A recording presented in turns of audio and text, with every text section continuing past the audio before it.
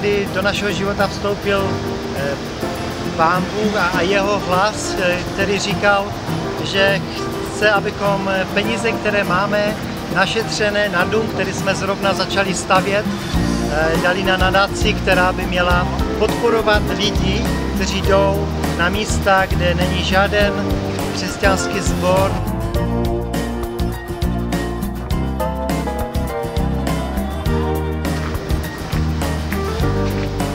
Nadace Bílá místa by chtěla podporovat lidi, skupiny lidí, kteří jsou nebo jdou na nová místa a zakládají tam nějakou skupinku křesťanskou, společenství nebo sbor.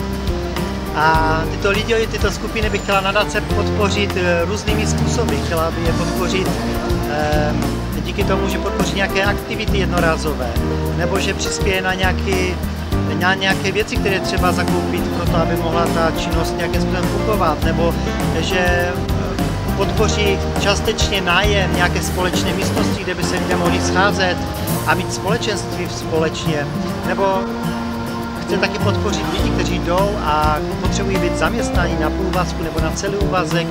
Taky toto chce částečně v tom napomáhat, zvláště v prvních letech, protože víme, že není to jednoduché jít na nové místo a víme, že není jednoduché zakládat sbor a není jednoduché jít do takové pionýrské práce. Ale nejde skutečně jenom o finanční podporu, protože by taky ráda podpořila a pomohla jednotlivcům, předala jim nějaké know-how a pomohla jim být a nějakým způsobem zdravým rozvíjet tu práci. A věříme, že Pán Bůh už má připravené lidi pro to, kteří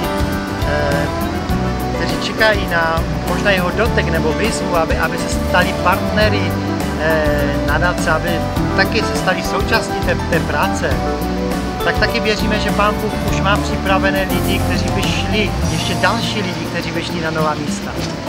Věříme, že Pán Bůh tady tu nadaci dal, aby to bylo jednodušší, aby pro jednotlivce i celé skupiny bylo jednodušší jít na nová místa. Chceme, aby nadace byla jedním z těch nástrojů, které takové lidi posilní, které takové lidi povzbudí.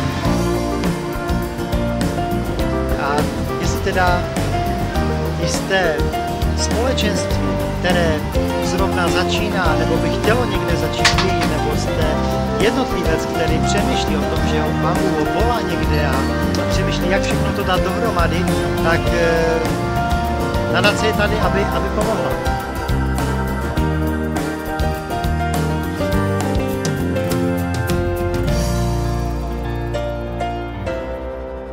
Takže když byste měli zájem, určitě se obraťte na nadaci Bílá místa, protože jsme tady pro vás.